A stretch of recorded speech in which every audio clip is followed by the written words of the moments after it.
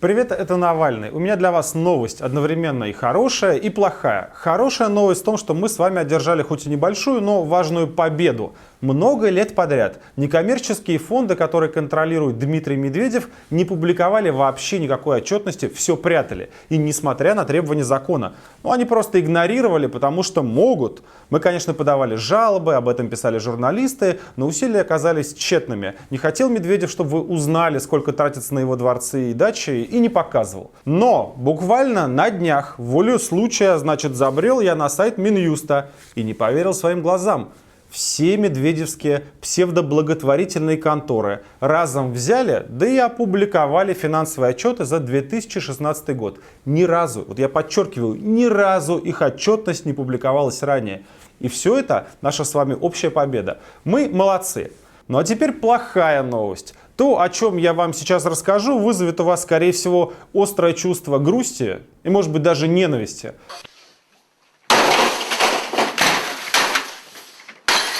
Потому что ни один нормальный человек не может себе представить, что такое количество денег под видом благотворительности можно спускать на нужды одного человека. Да на какие нужды? На развлечения и хобби. Начнем с отчета Фонда поддержки зимних олимпийских видов спорта. На него, напоминаю, оформлена горная резиденция в Психака.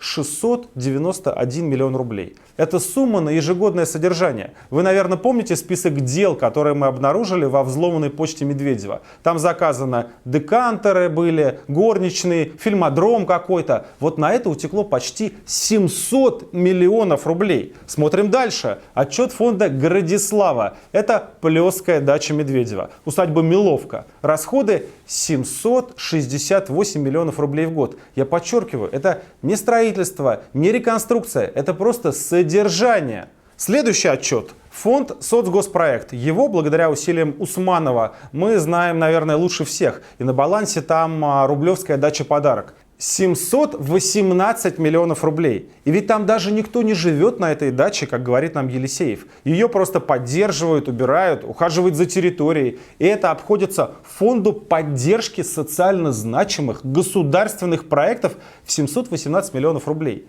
И еще один главный фонд, связанный со всеми дворцами и дачами, и квартирами с автомобильными лифтами, и всем остальным. Это фонд «Дар». Он в 2016 году потратил 1,5 миллиарда рублей. В своем расследовании мы доказали, что все эти 4 фонда — это по сути одно и то же. Один огромный коррупционный фонд-кошелек, из которого оплачиваются покупки Медведева. Да и управляющий этой благотворительной империей банкир Илья Елисеев это подтвердил. Всеми 4 фондами заведует он сам. Поэтому давайте складывать суммы и смотреть, сколько получается всего. Итого 4 некоммерческих фонда потратили за 1 год 3 миллиарда 681 миллион рублей. Вот сейчас любой, кто хоть немного представляет себе, в каком состоянии находится российская благотворительность, уже просто полез под стол, чтобы поднимать свою челюсть. А для тех, кто не представляет, я сейчас подробно, наглядно и кратко все объясню. Рискну предположить вот что. Если вас прямо сейчас спросить, знаете ли вот вы какой-то российский благотворительный фонд, вы подумаете, а потом мне ответите. Да, конечно, это фонд Чулпан Хаматовой «Подари жизнь». Его все знают. Вы не ошибетесь, это правда самый крупный российский благотворительный фонд. Они работают больше 10 лет и буквально спасают тысячи детей. Вы абсолютно точно видели рекламу этого фонда или их мероприятия, или может быть даже вы переводили туда деньги. Вот знаете, сколько этот фонд потратил за 2016 год? 2 миллиарда 300 миллионов. Это почти на 1,5 миллиарда меньше, чем фонды Медведева. Еще раз, на спасение, лечение, реабилитацию детей потрачено в 1,5 раза меньше, чем на поддержание красоты в дворцах Медведева. Я удивляюсь, вот честное слово, просто удивляюсь, как у мерзкого медведевского друга Ильи Елисеева вообще хватает совести давать интервью и расписывать, какими замечательными проектами занимаются его фонды. Какой прекрасный спа-комплекс с аттракционами они отгрохали в Психака. Или как выгодно обменялись с олигархом Усмановым участками на Рублевке. Если я вдруг не догадался, и вы не вспомнили сразу фонд «Подари жизнь», то уж точно, почти наверняка вы слышали о благотворительном фонде «Русфонд». Это тот самый, что на Первом канале через СМС собирает деньги на лечение больных. Тоже очень известный и очень крупный благотворительный фонд. Со всей России люди скидываются, отправляют им смс-ками переводы. Вот их траты за 2016 год 920 миллионов рублей. Это в 4 раза меньше, чем потратили медведевские фонды на дачи. Вот задумайтесь об этом. На декантеры, вино и горничных в 4 раза больше, чем на лечение детей. И если сам глава медведевских фондов Илья Елисеев признает, что все вот эти 4 фонда, по сути, это просто подразделение одного большого фонда, тогда, и вот вам чистая правда, основанная на данных Минюста, самый крупный благотворительный фонд в России, самый богатый некоммерческий фонд, это тот фонд, на который записаны дворцы и дачи Медведева.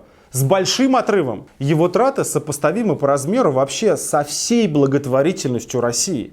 И не надо, пожалуйста, думать, что у Медведева какие-то отдельно свои деньги, а у больных детей какие-то другие деньги. Содержание медведевских дворцов оплачиваем мы с вами. И льготы для них тоже мы оплачиваем. Ну, например, Медведев арендует 40 миллионов квадратных метров земли в городе Плес за 39 рублей в год. Вы не ослышались? 39 рублей. Это означает одно. В бюджет Ивановской области не поступают сотни миллионов рублей, которые пошли бы, например, на больницы.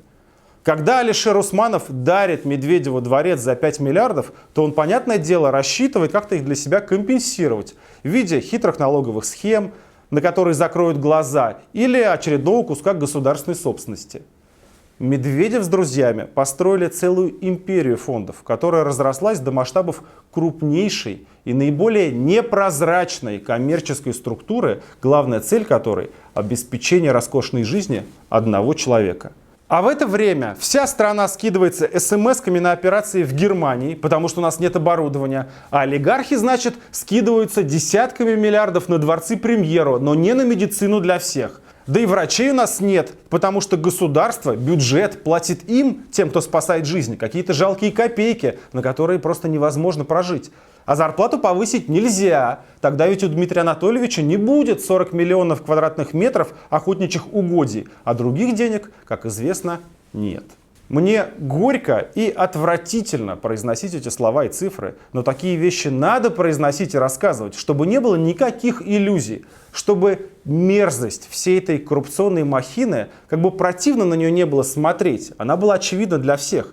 Ведь это в каком-то смысле, и наш с вами провал тоже. Потому что мы, народ России, допустили такое. Мы молчали, мы думали, что ладно, все чиновники воруют, что тут такого. Так давайте теперь все вместе попробуем это исправить. Не молчим, действуем вместе, распространяем информацию. Мне нужна ваша подпись, по ссылке внизу поставьте ее. Организуйте антикоррупционный митинг в своем городе 12 июня. Или примкните к тем, кто его уже организовывает. Вы подписывайтесь на наш канал, здесь говорят правду.